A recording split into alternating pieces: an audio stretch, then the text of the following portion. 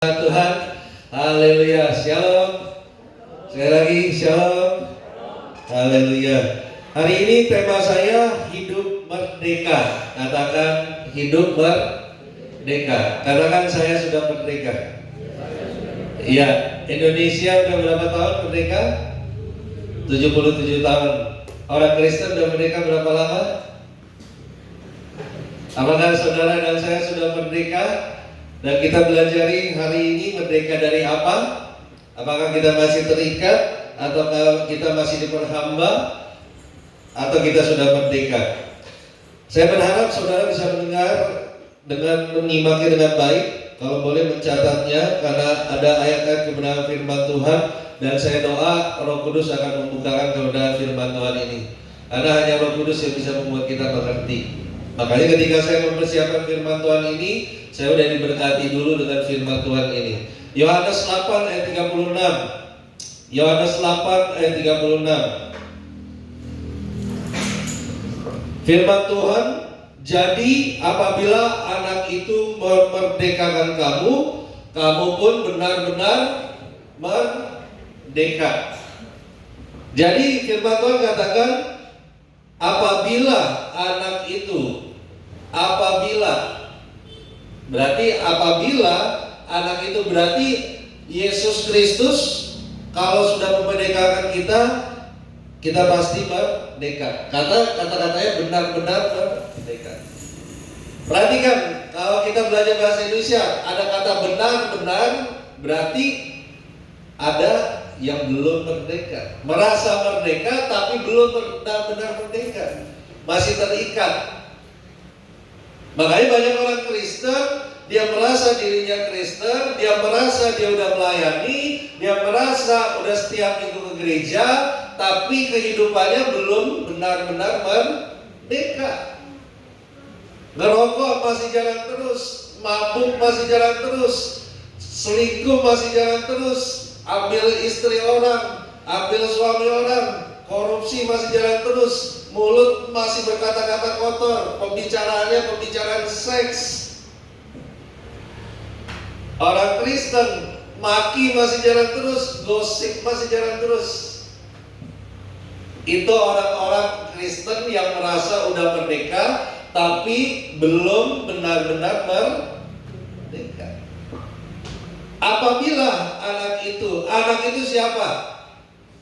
Siapa? Yesus Kristus. Hanya orang yang percaya kepada Yesus Kristus hidupnya merdeka.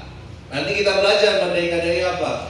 Orang di luar Yesus berarti hidupnya belum merdeka, masih terikat. Makanya kalau saudara dan saya bilang bahwa kita percaya Yesus, buktikan bahwa betul-betul percaya Yesus. Hidup betul-betul merdeka, bukan merdeka berbuat dosa, tapi merdeka sudah dimenangkan dari dosa. Amin. Makanya ada orang bilang, saya udah terima kasih karunia Tuhan, merdeka. Merdeka apa dulu? Merdeka berbuat segala sesuatu, boleh ini, boleh itu, karena sudah diampuni. Nanti kita lihat ayatnya. Nah, satu ayat ini sangat luar biasa. Anak itu memerdekakan kamu. Saudara dan saya, tidak ada satu orang pun di dunia ini yang bisa merdeka dengan kekuatannya.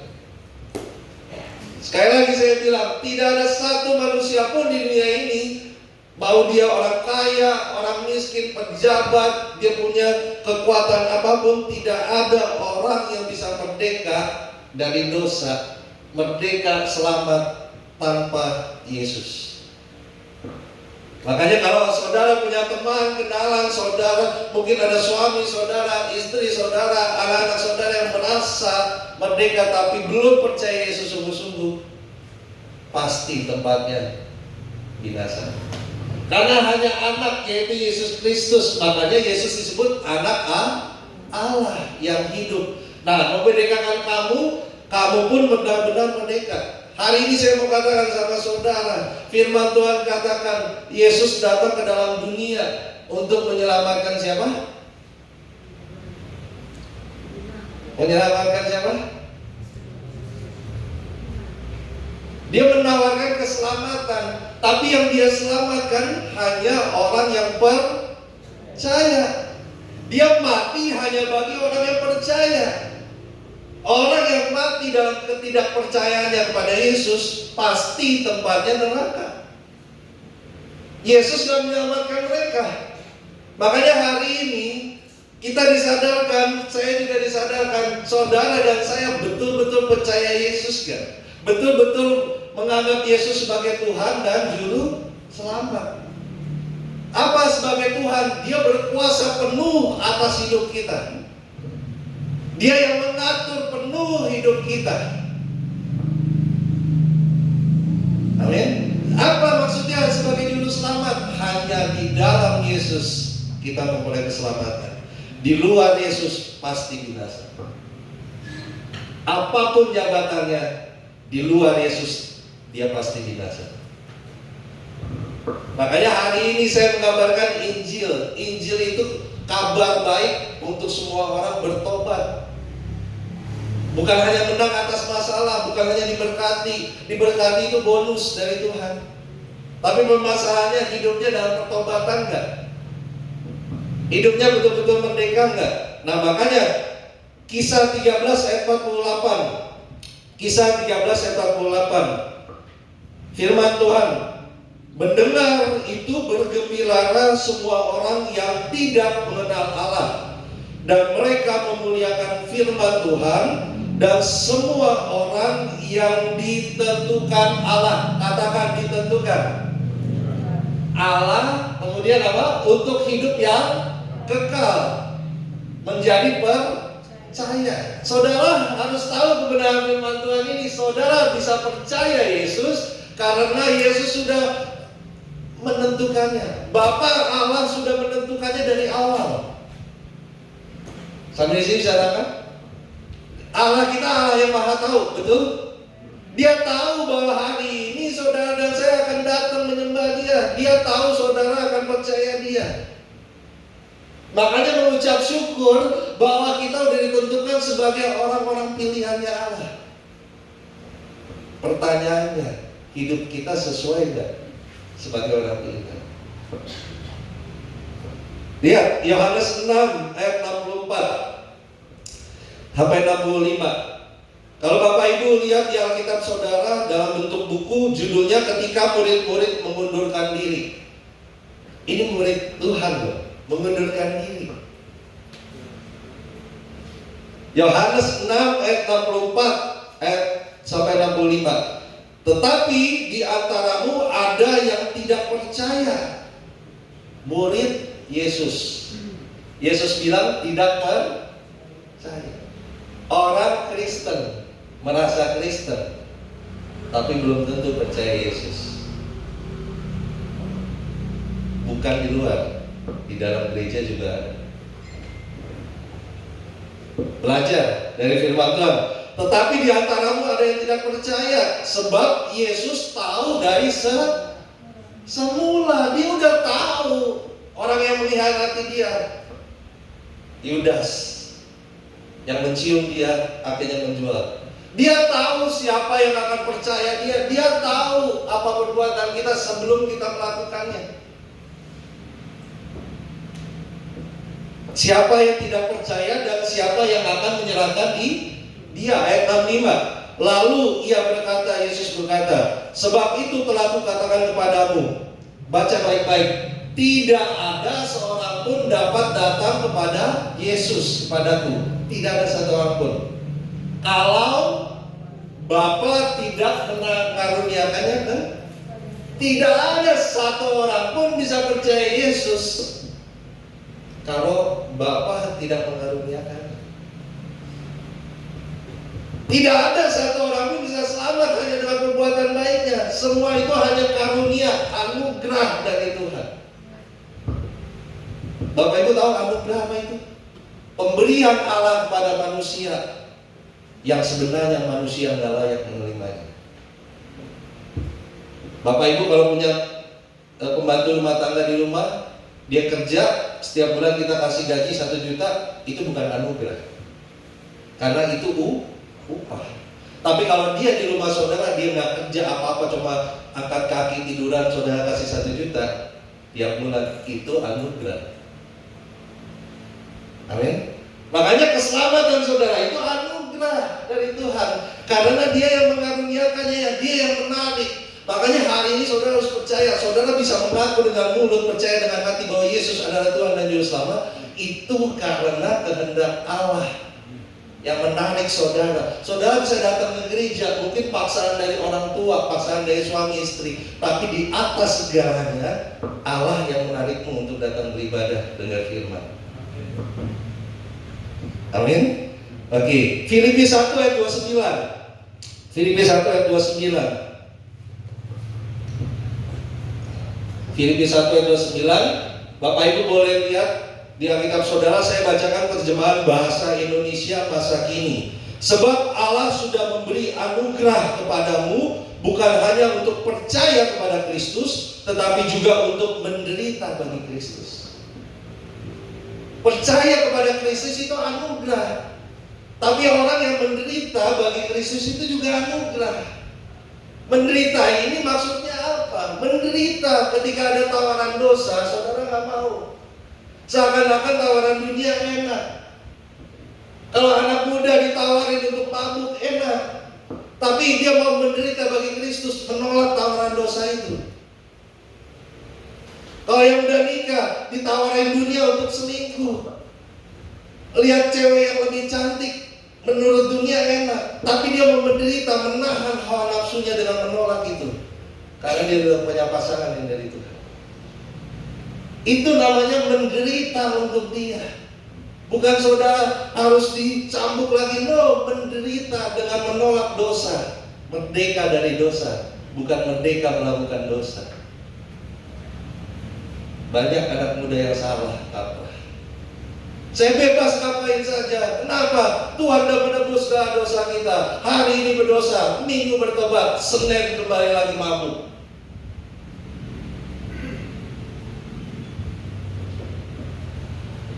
Siapa yang dimaksud dengan anak tadi? Galatia 5 ayat 1. Galatia 5 ayat 1. Saya bacakan bagi saudara, supaya kita sungguh-sungguh merdeka. Kembali dikatakan ayat sungguh-sungguh merdeka. Kristus, Yesus yang telah memerdekakan kita. Sekali lagi saya bilang sebagai hamba Tuhan, di luar Yesus mereka hanya orang-orang yang diikat dengan dosa. Enggak ada satu orang pun bisa menang atas dosa kalau dia belum percaya Yesus. Hanya Kristus yang memerdekakan mereka. Karena itu berdirilah teguh dan jangan mau lagi dikenakan perhambaan. Lihat orang yang hidup dalam dosa, digiring dosa, lakukan yang jahat, ya, ngerokok, mabuk, hidup yang gak beraturan. Akhirnya apa? Digiring untuk tinggalin gereja, tinggalin pelayanan. Jangan main-main dengan dosa. Karena ketika ada dosa, orang itu akan menjauh dari Tuhan, menjauh dari peribadatan, menjauh dari pembacaan firman Tuhan, menjauh untuk memuji Tuhan. Kenapa? Merasa dirinya kotor, najis. Makanya hari ini jangan main-main dengan dosa. Saya lanjutkan firman Tuhan dalam ayat selanjutnya. Kristus memerdekakan kita dari apa?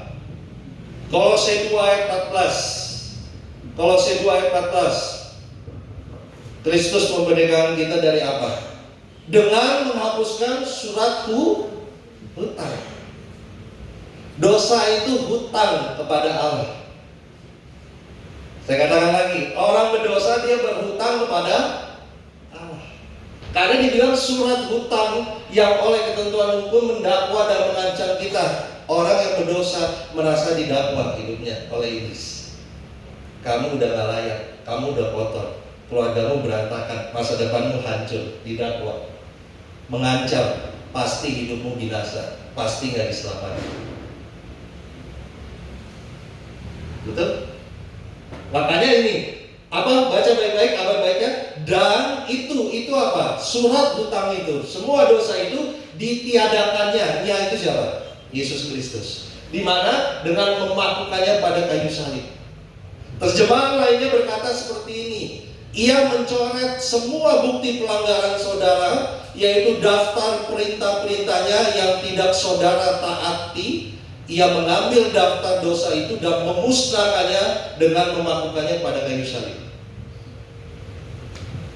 Dia ambil daftar dosa. Ingat, ketika kita berbuat dosa ada daftarnya. Bukan ada berbuat baik. Tapi ketika dia percaya Yesus, semua daftar dosa itu dikatakan diambil, dicoret. Bukan hanya dicoret, dimusnahkan. Makanya ada ayat, Tuhan melupakan semua dosa kita dan melemparkannya ke dalam tubir laut yang paling dalam. Amin. Itu orang yang benar-benar merdeka dari dosa. Tapi ketika merdeka, malah kembali merdeka berbuat dosa. Mestinya anugerah itu kita terima dengan ucapan syukur. Nah, kita lanjut. Dosa itu hutang di hadapan Allah. Kasih karunia yang orang percaya terima dari Tuhan merupakan kekuatan untuk berhenti hidup di dalam dosa. Perhatikan baik-baik, hidup di dalam dosa bukan berarti kita sudah sempurna. Sempurna itu nanti. Mungkin kita bisa jatuh, mungkin kita bisa lalai. Saya selalu kasih ingatan. Bedanya bebek. Bebek kalau ketemu ayam gimana? Sama ayam. Bebek kalau ketemu ayam? Ayam kalau ketemu ayam? Keluar. Orang Kristen, orang percaya kalau hidup lihat udah jatuh dosa, ngapain? Berenang. Nikmati. Itu kan yang dilakukan. Mestinya enggak. Kalau kita tahu kita sudah jatuh, udah salah, bangkit. Bukannya malah tinggal di situ. Kalau saudara tahu teman-teman saudara, pergaulan saudara membawa saudara jauh dari Tuhan, bukan diam di situ seperti bebek. Kita kan manusia. Amin. Jangan takut untuk menderita bagi Kristus. Kalau saudara sudah merdeka dari dosa, dimusnahkan dosa-dosa, udah dimusnahkan, kita malah nambah dosa. Udah tahu ada pernikahan yang baik, cukup satu istri, satu suami. Dasarnya bejat, jahat, cari istri orang, suami orang. Sekarang lebih parah, cari sesama jenis. Aduh. Terus pendeta lagi memberkati, gereja lagi atas namakan Tuhan, atas nama cinta. Kan cinta dari Tuhan. Bukan gereja mengasihi orang berdosa, tapi kita mengasihi orang berdosa, tapi harus mendidik orang berdosa untuk hidup dalam kebenaran. Amin. Bukan hanya kita terima orang berdosa, tapi kita harus melengkapi mereka dengan kebenaran supaya mereka keluar dari dosa, merdeka dari dosa. Nah, setelah dimerdekakan dari dosa, apakah kita merdeka untuk berbuat dosa? Kan ada ayatnya. Semakin banyak kejahatan, semakin berlimpah-limpah kasih karunia Tuhan. Orang yang berdosa tahu ayat tuh. Setan aja tahu ayat. Mencoba Yesus tuh di padang gurun. Makanya kalau orang percaya nggak baca firman, kita satu tingkat, bahkan 2 tingkat lebih rendah dari setan. Dia tahu ayat. Yesus dibaptis, terbukalah langit dan ada suara, inilah anakku yang kukasihi, kepadanya aku Iblis tahu apa yang dicobai iblis kepada Yesus. 3 kali dicoba, betul? Pertama dia coba apa? Jika engkau anak, iblis dengar nggak? Dia udah tahu anak Allah, dia cobain. Bayangkan Yesus aja kemanusiaannya dicobain, apalagi saudara dan saya. 2 kali dia coba, percobaan kedua apa? Jika engkau anak Allah. Nggak tobat-tobat iblis. Sampai sekarang iblis nggak bisa bertobat. Tapi manusia bisa bertobat. Amin. Makanya kalau manusia merasa dirinya bertobat, dia manusia atau iblis. Harus merdeka merdeka dari dosa. Nah makanya dosa itu apa? Upaya kita untuk melanggar batas. Saya simpelkan, dosa itu upaya manusia untuk melanggar batas. Di Taman Eden, Tuhan udah kasih batas. Kamu boleh makan apa saja, tapi jangan buah itu. Betul? Ada batas. Tapi karena bukan manusianya gelojo, bukan. Tapi keinginan manusia untuk melanggar batas. Udah dikasih kebebasan, merdeka, tapi maunya bebas. Nggak ada yang mau atur. Nanti saya kasih. Orang Kristen, orang percaya, semua manusia ada kehendak bebas. Yang saya katakan amin. Tapi kehendak bebas manusia ada batasnya. Batasnya adalah kehendak Allah. Bapak Ibu pernah ngalami nggak? Saya mau jadi polisi, saya mau jadi dokter, tapi biarlah kehendak Tuhan yang terjadi. Amin. Kehendak bebas kita boleh memilih semuanya, tapi hanya kehendak Allah yang terjadi. Sebebas-bebasnya manusia tetap terbatas karena ada kehendak Allah. Karena kenapa? Karena kita hanya ciptaan Allah. Hanya pencipta yang boleh bebas sebebas-bebasnya. Amin. Nggak bisa kita. Makanya kehendak bebas orang Kristen ada batasnya, ada rule-nya. Apa? Firman Tuhan. Permasalahannya orang Kristen nggak baca firman Tuhan. Ke rumah nonton, ke rumah baca firman Tuhan dong. Karena ini batasan hidup kita. Coba 1 Korintus 6 ayat 12. 1 Korintus 6 ayat 12. Bapak Ibu udah sering baca. Segala sesuatu halal bagiku, tetapi bukan semuanya berguna. Segala sesuatu halal bagiku, tapi aku tidak membiarkan diriku diperhamba oleh suatu apapun. Dalam terjemahan bahasa Indonesia masa kini, saya ambil lebih memperluas pengertiannya. Pakailah tubuhmu untuk memuliakan Allah. Amin. Tubuh itu semua loh. Bukan hanya badan. Tubuh itu mata kita memuliakan Allah. Ada yang berkata bahwa setiap orang boleh melakukan segala sesuatu, bebas melakukan segala sesuatu. Tetapi bagi saya, kata Paulus, tidak semuanya berguna. Jadi meskipun saya boleh melakukan apa saja, tetapi saya tidak mau membiarkan diri saya dikuasai oleh apapun. Saya kasih contoh, simple. Orang Kristen bilang dia bebas merokok. Gak tertulis dalam firman Tuhan. Gue bayar rokok juga pakai duit gue, bukan duit lo. Dia menjual lo. Ini paru-paru gue. Gue mau kena corona kayak terserah. Merasa bebas. Betul? Pertanyaannya firman Tuhan katakan, berguna nggak bagi anak? Rokok berguna nggak? Orang hutang dia berokok merasa tenang. Pertanyaan saya, hutangnya lunas? Tolong dijawab. Dia stres dengan istrinya, dia merokok. Pertanyaan saya, masalahnya selesai nggak? Makanya bukan boleh atau enggak. Sebagai orang Kristen yang udah merdeka dari dosa, bertanya, apa yang saya lakukan berguna nggak? Saudara datang ke gereja, berguna nggak? Kalau berguna datang.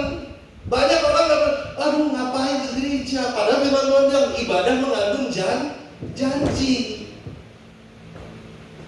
Bukan janji berkat, janji keselamatan kita. Saudara bisa menjadi serupa gambar dengan Kristus. Orang bilang, gue punya kehendak bebas. Tadi saya udah bilang, kebebasan manusia ada batasnya. Karena kehendak Allah yang harus terjadi. Yesus di Taman Getsemani, kalau boleh cawan ini lalu daripadaku, tapi biarlah kehendakmu Bapa yang terjadi. Itu sisi manusianya. Yesus 100% manusia, 100% Allah. Menggambarkan manusia boleh bebas, tapi ada batas. Kalau dia udah di luar batas dari firman Tuhan, itu udah dosa. Amin. Roma 6 ayat 15. Lihat.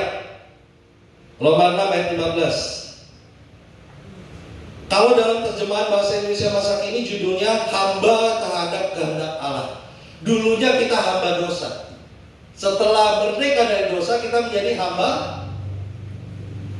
Pertanyaannya bebas kan? Betul ya?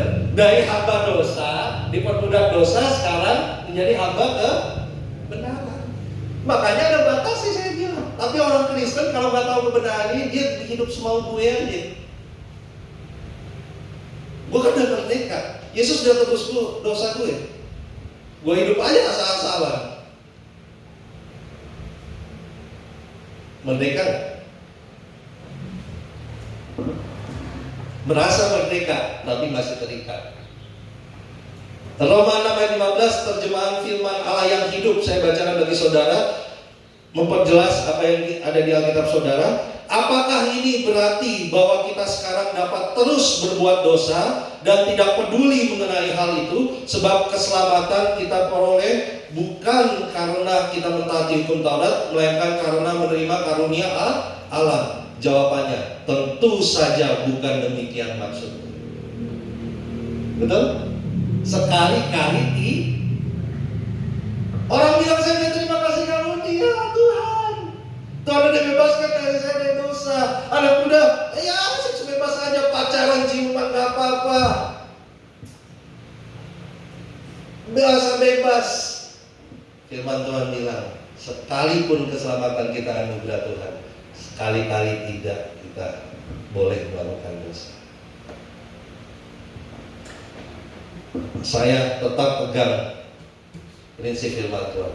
Sekali nikah hanya maut bisa memisahkan. Jangan kasih alasan apapun untuk membongkar, memperkosa ayat firman Tuhan. Dia udah gak setia kok. Dia udah sakiti saya kok.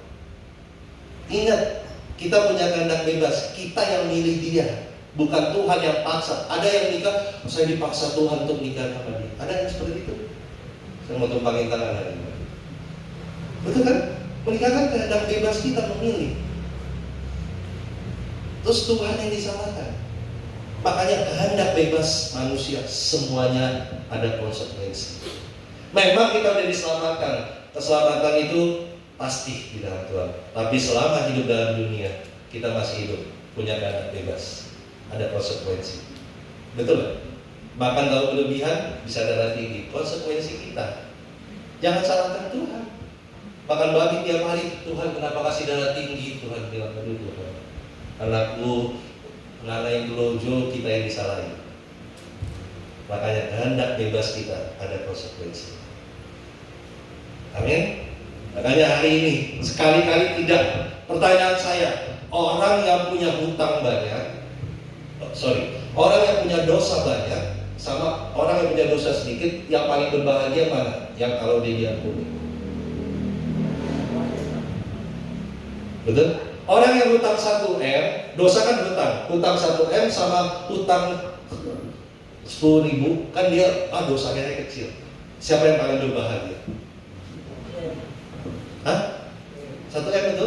Kita nggak bisa bayar 1M, tiba-tiba ada Abrian datang, saya lunasi hutangmu 1M. Itu yang Yesus lakukan, betul nggak? Kita nggak bisa bayar dosa kita, tapi Yesus datang. Dia nggak permisi sama kita. Dia permisinya pakai film, saya mau bayar. Enggak. Sebelum saya ada, Tuhan sudah menebus dosa saya. Tinggal saya percaya saja. Terus kalau hutang dosa yang udah banyak, coba deh Bapak Ibu, kalau boleh renungan dosa, pulang dari tempat ini, kita tulis data dosa kita yang kita ingat. Segitu banyaknya Tuhan udah ampuni. Apakah itu surat izin untuk kita melakukan dosa lagi? Dengan memakai ayat, kalau saya tambah berbuat dosa, semakin kasih karunia melimpah. Ayatnya bukan seperti itu pengertiannya. Roma 5 ayat 10, Roma 5 ayat 20. Ayat ini sering dipakai orang Kristen untuk berbuat dosa. Roma 5 ayat 20. Lihat, hukum Taurat ditambahkan supaya pelanggaran menjadi semakin banyak. Dan di mana dosa bertambah banyak, di sana ini ayat ini sering dipakai untuk ngeles. Ngeles bukan kelas. Ya. Saya kan begini, saya cerai karena ini, kan Tuhan ampuni. Ayat ini pengertiannya seperti tadi saya kasih contoh. Ketika ada hukum Taurat, Bapak Ibu tahu dosa dari mana? Karena ada peraturan. Betul kan?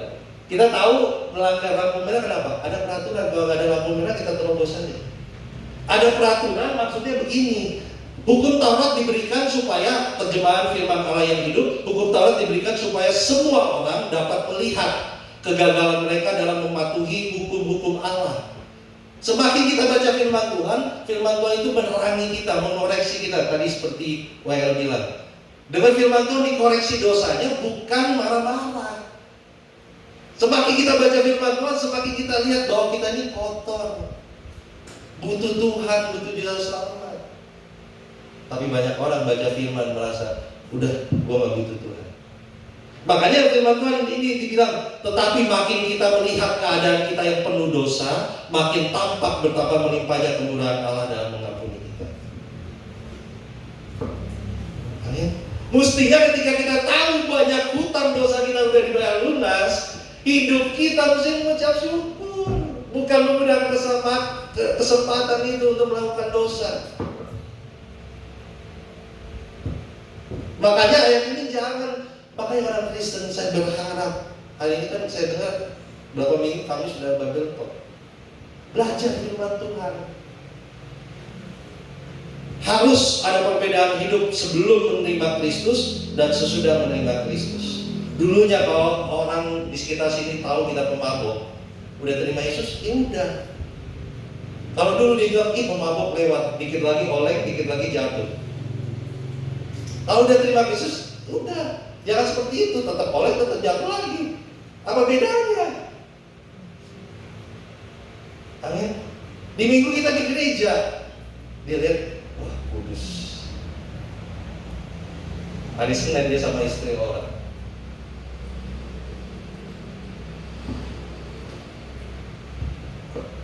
Roma 6 ayat 17 sampai 18. Roma 6 ayat 17 sampai 18. Saya bacakan bagi saudara. Tetapi syukurlah kepada Allah, dahulu memang kamu hamba dosa, dahulu, bukan sekarang. Tapi kalau hari ini masih kita jadi hamba dosa, ya bertobat hari ini. Oh besok aja bertobat, malam mati dipanggil Tuhan neraka. Selalu gitu tuh. Oh panjang umur, sehat sempurna. Baru kemarin saya ikut komsel, orang 40 tahun udah mati karena sakit. Jangan kan 40 tahun, saya belum 40 tahun bertobatnya. Bayi udah mati sebelum dilahirkan. Ada. Makanya dahulu kamu hamba dosa, tetapi sekarang kamu dengan segenap hati. Katakan segenap hati. Kalau Bapak Ibu punya cincin pernikahan, sampai sekarang saya nggak lepas. Kecuali jari saya semakin besar dan di sini semakin kecil saya ganti atau saya pindahin. Seperti cincin segenap hati, penuh, bukan setengah-setengah. Telah mentaati pengajaran yang telah diteruskan kepadamu. 18, baca baik-baik ayat 18. Kamu telah dimerdekakan dari sekali katakan ada dimerdekakan, bukan karena usahamu dan usahaku, bukan, itu anugerah. Makanya kalau hari ini saudara melihat banyak orang yang belum percaya, saudara harus bersyukur saudara sudah dipilih Tuhan. Bukannya balik hidup seperti mereka. Ya, dan menjadi hamba, tadi saya udah ingetin, keluar dari hamba dosa menjadi hamba bebas kan? Ayo. Bisa mengerti? Tetap ada di bawah hamba, berarti hamba itu ada Tuhan. Tuhan kita siapa? Allah, Tuhan Yesus. Firman Tuhan itu harus jadi pedoman Tuhan dalam hidup kita. Makanya tadi saya bilang, manusia sebagai makhluk ciptaan punya kehendak bebas, tapi tidak bisa sebebas-bebasnya. Karena kebenaran harus menjadi Tuhan dalam hidup. Amin. Pertanyaannya, kita baca firman Tuhan dan baca kebenaran. Apa kebenaran diri kita yang menunjukkan bahwa kita benar? Nanti saya tunjukin ayat. Hati nurani kita sebenarnya udah kotor. nggak bisa hati nurani jadi pertimbangan untuk jadi kebenaran. Oke, kita lanjut. Orang yang sungguh-sungguh merdeka adalah ketika, perhatikan baik, orang yang sungguh-sungguh merdeka, perkataan saya, ketika dia menjadikan dirinya hamba kebenaran. Budak, kalau pembantu rumah tangga masih ada hak. Hak apa? Bos, cuti hamil dong, cuti nikah, betul? Tapi kalau budak, nggak ada. Memang dia harus bekerja bagi Tuhan, mati di situ. Kecuali Tuhan yang mengizinkan dia keluar. Pertanyaannya, yang jadi Tuhan dalam hidup kita siapa? Kebenaran atau dosa yang dulu menjadi Tuhan kita? Orang-orang yang paling merdeka adalah ketika dia mau hidup sebagai hamba Tuhan. Saya lanjutkan, Yohanes 8 ayat 34. Yohanes 8 ayat 34. Kata Yesus kepada mereka, aku berkata kepadamu, baca baik-baik, kita sama-sama, sesungguhnya setiap orang yang berbuat dosa adalah satu kali kita melakukan dosa, kita menjadi hamba. Makanya tadi saya kasih umpama tuh, kalau babi ada ketemu kubangan, lumpur, atau itu, biasanya apa yang dilakukan babi? Diam kan? Aduh, nyenyak banget. Tapi kalau saudara dan saya masuk dalam lumpur, ngapain? Keluar gak? Atau aduh, kayaknya nyenyak banget. Bisa ngerti? Amin? Makanya 1 Petrus 2 ayat 16. 1 Petrus 2 ayat 16 sangat memberkati saya lebih dulu, saya bagikan bagi saudara. Baca sama-sama, hiduplah sebagai orang merdeka. Ayo, yang percaya bahwa dirinya merdeka katakan, hiduplah sebagai orang dan bukan seperti mereka yang menyalahgunakan itu. Itu apa? Kemerdekaan itu untuk menyelubungi kejahatan, merasa jadi Kristen, bebas melakukan apa saja, jadi pacaran, terserah mau ngapain aja. Yang penting kan nanti diberkati dalam gereja, semokol dulu, nanti diberkati nanti. Udah ada dulu, baru minta berkat. Mengatasnamakan kasih karunia. Merasa bahwa, oh Tuhan pasti ampuni dosa saya, cerai nikah lagi gak apa-apa. Kan dia yang salah. Kalau dalam pernikahan udah bilang dia yang salah, orang itu yang salah. Mana ada orang salah mau ngaku? Coba lihat konseling orang tuh, yang satu benar, satu salah. Merasa dia salah. Akhirnya pendeta pasti lihat gue yang salah. Pulang dia. Apa begitu? Mengatasnamakan anugerah Tuhan dan menyalahgunakan itu untuk menutupi kejahatan mereka. Tetapi hiduplah sebagai, jadi yang dimaksud hamba Allah siapa? Saya atau saudara? Ayo jangan ragu-ragu dong. Yang disebut hamba Tuhan siapa? Saya atau saudara? Kayaknya belum yakin. Yang jadi hamba Tuhan ini cuma WL, cuma main musik, cuma pendeta, atau saudara juga? Saudara semuanya. Karena ada orang dosa, bukan pendeta, jadi dosa-dosa dikit nggak apa-apa deh. Seakan hanya pendeta yang seperti Tuhan. Terus karena siapa? Itu kan? Makanya semua kita hamba Allah. Hamba Allah berarti menuruti apa maunya Allah. Ada kehendak bebas manusia? Ada, tapi dibatasi dengan kebenaran firman Tuhan. Karena kita hanya makhluk ciptaan, kita bukan Tuhan. Hanya Tuhan kekal, Alfa dan Omega. Dia ada sebelum yang lain ada. Amin. Amin. Kehendak bebas manusia anugerah. Kehendak bebas yang sebebas-bebasnya tanpa batasan tidak pernah ada dalam diri manusia. Catat baik. Tidak pernah manusia bisa bebas sebebas-bebas. Kenapa saya bagi seperti ini? 4 hal. Saya bagi manusia sebelum kejatuhan, ingat baik-baik. Adam dan Hawa sebelum jatuh dalam dosa, mereka kudus. Belum ada dosa keturunan. Betul? Kudus itu manusia. Sebelum kejatuhan, manusia tidak berdosa, tapi dikasih pilihan, bisa berdosa dan tidak berdosa. Betul dikasih pilihan tuh, jangan makan. Berarti kan Tuhan kasih pilihan. Manusia mau lakukan atau enggak? Kenapa Tuhan kasih pilihan? Karena kita bukan robot. Amin. Nah, itu yang pertama. Kedua, manusia sesudah kejatuhan. Kalau manusia sesudah kejatuhan, manusia tidak bisa berhenti berbuat dosa. Pasti kemauannya kalau orang belum terima Yesus, semua apa yang dilakukan ingin melakukan dosa. Titus 1 ayat 15. Titus 1 ayat 15. Manusia sesudah kejatuhan dalam dosa tidak bisa lagi memilih yang baik, keinginannya hanya untuk berdosa.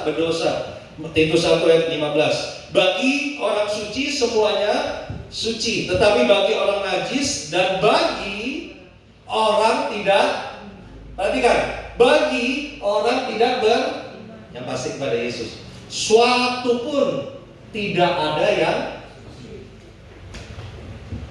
amin. Tidak ada suci karena baik akal, budi, pikiran maupun suara hati nurani mereka hati nurani saya mengatakan saya harus cerai. Udah kotor dengan dosa. Parameter kebenaran adalah firman Tuhan. Kalau kita nggak diisi dengan kebenaran, suara hati kita akan membawa kita untuk jatuh dosa. Karena semuanya itu najis. Makanya ketika itu yang kedua, manusia sesudah kejatuhan belum beriman kepada Yesus. Yang ketiga, manusia setelah penebusan, setelah terima Yesus, dikembalikan seperti Adam dan Hawa. Segambar serupa dengan Allah. Segambar serupa itu bukan serupa seperti Allah. Segambar serupa itu seperti sifat-sifat Allah. Makanya saya kasih tahu di Engage yang minggu lalu, kita punya sifat Allah pertama kali. Betul? Bukan serupa seperti fisik, tapi sifatnya. Apa sifat Allah? Kudus, kita punya. Apa sifat Allah? Pencipta, kita punya kreativitas manusia. Betul? Bapak Ibu bisa menciptakan sesuatu yang dari ada tidak ada, dari bersih tidak bersih. Nah, kan manusia dikasih kreativitas tuh, bekerja, menciptakan sesuatu. Makanya ada bangku, ada kursi. Itu sifatnya Allah yang dikasih kepada manusia. Makanya kita dikatakan serupa segambar dengan Allah. Allah itu roh. Makanya kita dikasih roh. Betul gak? Gimana manusia kalau hanya jiwa dan tubuh gak ada roh? Betul? Makanya kenapa manusia punya kehausan mencari Tuhan. Jiwaku merindukan seperti rusa yang haus, rindu apa? Aliran sungai. Rusa haus, rindu aliran sungai. Lagu selanjutnya apa? Begitu jiwaku rindu. Rusa rindu sama aliran sungai, tapi manusia rindu sama Tuhan. Binatang rindu sama, tapi saudara dan saya diciptakan manusia, harusnya punya kerinduan dekat sama Tuhan, bukan jauh dari Tuhan. Udah dimerdekakan dari dosa, mau hidup dalam dosa. Udah dekat sama Tuhan seperti anak bungsu, malah keluar dari rumah. Udah hidup dekat sama Bapa, saya mau katakan sama saudara, tidak ada kebebasan di luar Bapa. Saudara merasa bebas? Banyak anak muda, gua mau bebas, gak mau. Ini cuma umpama, contoh. Gua gak mau diurus orang tua lagi, merasa udah gede, pas kecil urus diri sendiri bisa gak? Udah gede belagu banget. Tapi orang tua jangan bilang, anak siapa ini? Kalau dia bisa jawab, anak Nanan. Maksud saya apa? Saudara diberikan roh untuk hidup dekat sama Tuhan. Makanya diciptakan serupa segambar. Kalau orang nggak punya kerinduan cari Tuhan dekat sama Tuhan, berarti dia belum serupa segambar. Meskipun orang Kristen, dia merasa dia Kristen, tapi Tuhan bilang, enyahlah daripadaku, aku tidak mengenal kamu. Saya lanjut. Yang keempat, poin-poin terakhir. Tadi yang pertama, manusia sebelum kejatuhan, manusia sudah kejatuhan, manusia setelah penebusan. Yang keempat, setelah penebusan manusia bisa dikasih pilihan, tapi di dalam kita ada Roh Kudus melakukan apa? Roh Kudus melakukan pengudusan. Makanya ada buah-buah roh. Betul? Kasih, sukacita, damai sejahtera, pengendalian diri. Makanya mulut ini harus dikendalikan. Kalau berasal di dalam percaya, mulutnya harus kendaliin. Ada orang yang maki kita, orang yang jahat kita harus kendaliin. Dasar Tuhan berkati. Awas lu, Tuhan ampuni. Betul gak? Kalau sebelum bertobat, awas lu. Kan Tuhan bilang, tanpa diri kamu kasih dipikir, dia lakuin firman Tuhan, dipakai firman Tuhan. Tapi kalau udah bertobat, awas lu. Jadi kita adalah sama-sama ini. Amin. Karena ada Roh Kudus, gak mungkin Roh Kudus menghasilkan api. Kebakaran Kristus. Gak ada. Itu berarti orang itu belum percaya Yesus, meskipun pakai salib, meskipun dia Kristen, meskipun dia melayani Tuhan. Dia belum benar-benar merdeka. Roh Kudus kasih pengertian. Yang keempat, yang terakhir, manusia setelah dimuliakan, setelah kita dimuliakan masuk surga, manusia tidak lagi bisa berbuat dosa. Amin. Karena setelah mati langsung ditentukan tempat kapling di neraka atau surga. Ketika saudara meninggal, saya meninggal, langsung ditentukan masuk neraka atau masuk surga. Di atas kayu salib Yesus berkata apa? Engkau penjahat yang itu, engkau bersama-sama aku di dalam. Yesus ada di mana? Yesus di surga. Penjahat itu langsung di surga juga. Amin. Yesus gak ada di mana-mana. Yesus duduk di sebelah kanan Allah. Orang yang percaya ketika terima Yesus mati, dia bersama-sama Yesus. Yesus di mana? Di sebelah kanan Allah. Apakah keinginan dunia sementara kita menghancurkan keinginan selama-lamanya? Kemerdekaan yang kita udah terima, yang merasa merdeka, Indonesia nya 77 tahun mempertahankan kemerdekaan dia. Nah, mengizinkan semua penjajah untuk menjajah lagi. Kenapa orang Kristen mengizinkan dosa untuk menjajah hidupnya? Padahal darah Yesus sudah menebus kemerdekaan kita. Penutup, Roma 6 ayat 20 sampai 23. Jadi kita tetap punya kehendak bebas, tapi bagaimana kita menggunakan kehendak bebas yang sesuai dengan firman Tuhan. Orang percaya seharusnya bahagia, sudah bertobat lebih dulu dan hidup menurut kebenaran lebih awal. Ada orang yang bilang, aduh, kayaknya kita nyesel. Ada nggak yang pernah dengar? Kita nyesel bertobat sekarang, kita harus seperti dia, nikmati keinginan dunia. Ada yang seperti itu? Ada seperti itu, saya tobat. Udah bertobat menyesal. Kenapa gue bertobat sekarang? Kalau nggak kan gue bisa keluar sama mereka, senang-senang, nikmati keinginan dunia. Pertobatan bukan untuk disesali. Justru ketika berbuat dosa kita sesali. Tapi banyak orang Kristen karena nggak paham firman Tuhan, dia sesali pertobatan. Kenapa gue harus melayani Tuhan? Kalau dulu kita belum bertobat, belum melayani Tuhan, gue bisa bebas hari Minggu. Nggak perlu datang jadi asal, pegang kolektor, jadi WL. Ada yang seperti itu? Saya berharap nggak ada. Karena saudara mestinya mensyukuri sudah bertobat lebih awal. Saya tutup dengan ayat Roma 6 ayat 20-23. Demikian firman Tuhan, Roma 6 ayat 20 sampai 23. Tolong kita baca sama-sama.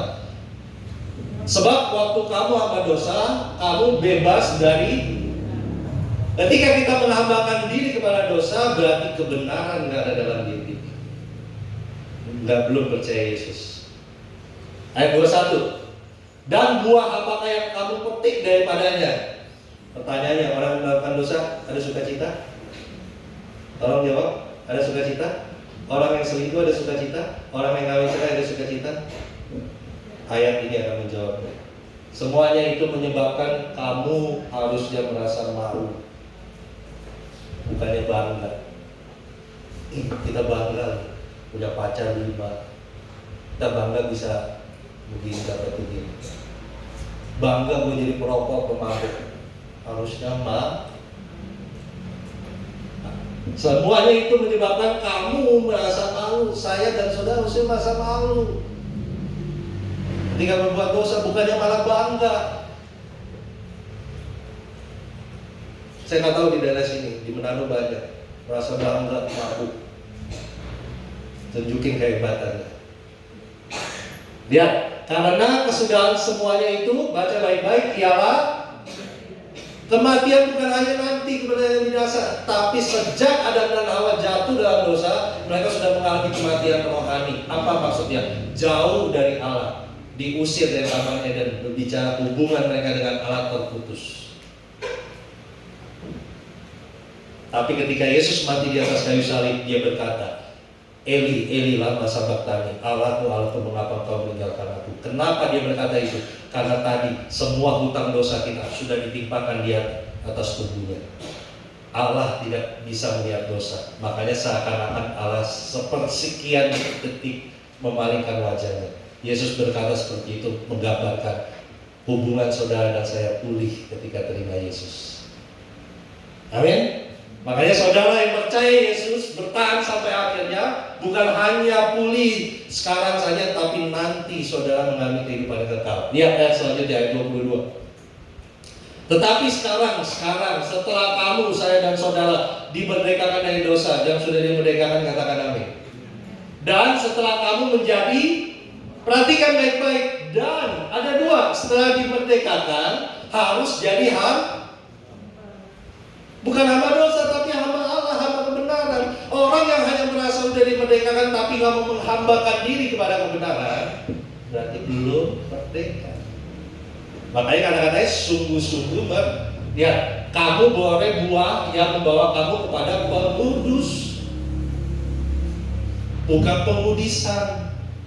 Makanya orang percaya harus tetap hidup dalam kekudusan setelah terima anugerah Tuhan, karena membawa kamu kepada pengudusan. Jangan bilang sama saya, kan saya proses. Sembunyikan dengan kata proses.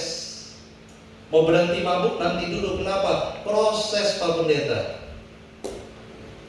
Mau berhenti seks bebas, nggak mau sekarang, kenapa? Proses. Tunggu sakit kulit baru berhenti.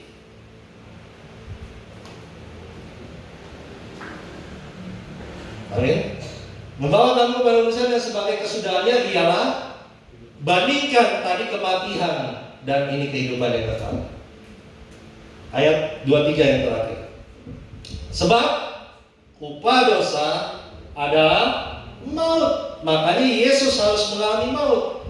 Allahmu dan Allahku bukan hanya di sorga dan memberitahukan bahwa kita diampuni, tapi Allahnya orang Kristen harus menjadi manusia. Kenapa? Karena seharusnya saudara dan saya yang harus mengalami maut, karena upah dosa kita sendiri Tuhan gantikan. Amin. Makanya tetapi karunia Allah, karunia bukan hanya kita hebat, kita percaya pun itu karena anugerah Tuhan. Tuhan yang menarik kita untuk percaya Yesus. Karunia Allah ialah hidup yang kekal dalam, katakan dalam, berarti di luar Kristus Yesus tidak ada hidup yang, kalau nggak ada hidup kekal berarti kematian yang. Saya tutup dengan satu pesan. Saudara sudah baca firman Tuhan begitu banyak.